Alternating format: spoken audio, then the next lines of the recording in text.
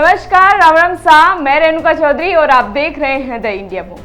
बिहार में मुख्यमंत्री नीतीश कुमार के नेतृत्व वाली एनडीए सरकार ने इस साल अक्टूबर-नवंबर में होने वाले विधानसभा चुनाव से पहले ही मंत्रिमंडल का विस्तार किया है। बता दें कि 7 नए विधायकों ने कैबिनेट मंत्री के रूप में शपथ ली है। वहीं कैबिनेट विस्तार के बाद राजनीति की शुरुआत हो गई है। विपक्षी दल बीजेपी और जेडीयू पर हमलावर हो रहे हैं। जानकारों का कहना है कि नीतीश कुमार की जेडीयू के पीछे रहने वाली बीजेपी अब छोटे से बड़ा भाई बन चुकी है। वहीं 243 विधानसभा वाली सरकार में कुल 36 मंत्री हैं। पहली बार ऐसा हो रहा है कि 36 में से भी बीजेपी के 21 मंत्री हैं, यानी जेडीयू से 1.5 गुना ज्यादा मंत्री बीजेपी के पास हैं। साथ ही इसमें जातिगत समीकरण को साधने की कोशिश भी की गई है। वही खास बात तो यह है कि बीजेपी ने मंत्रियों के चयन में यादवों को छोड़कर हर जाति को साधा है।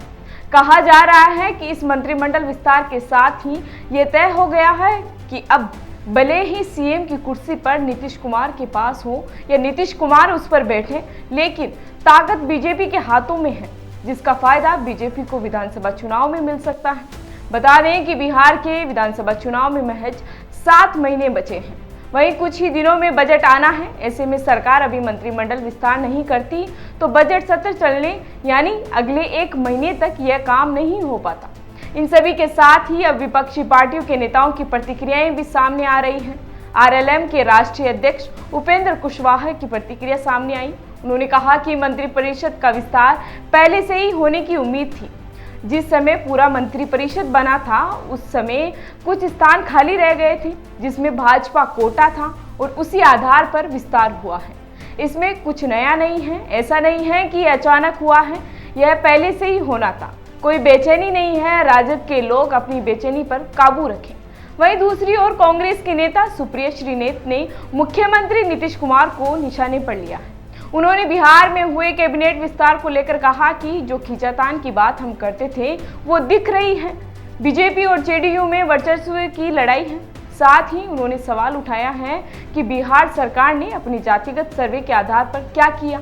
आपने पिछड़ों दलितों के लिए क्या काम किया, जिस पर बीपीएससी के छात्रों पर आपने पानी की बौछारें करवाई, उन्हें इस विस्तार से क्या प्रभाव पड़ेगा। वहीं नीतीश कुमार के बेटे निशांत कुमार ने अपने पिता की सेहत को लेकर सफाई देते हुए कहा था कि उनके पिता पूरी तरह से स्वस्थ और फिट हैं। नीतीश कुमार आराम से 5 साल तक मुख्यमंत्री रह सकते हैं। तमाम आरोपों पर जनता सब कुछ तय कर देगी, जिसको लेकर विपक्षी नेताओं ने कई सवाल खड़े कर दिए। साथ ही निशांत कुमार का यह बयान राजनीति में गर्माजोशी को पैदा कर रहा है। अब विधानसभा चुनाव से ठीक पहले बिहार मंत्रिमंडल में नए चेहरों को जिस तरह से जगह दी गई है और भाजपा का दबदबा बढ़ रहा है, उससे यह तो स्पष्ट हो गया है कि बिहार के आगामी विधानसभा चुनाव में यदि भाजपा और जेडीयू के गठबंधन वाली सरकार फिर से सत्ता में आती भी है तो ये सरकार ठीक वैसी ही होगी कि कुर्सी पर तो सीएम के रूप में नीतीश कुमार बैठे होंगे, लेकिन उनकी पावर का रिमोट कंट्रोल भाजपा के हाथ में होगा।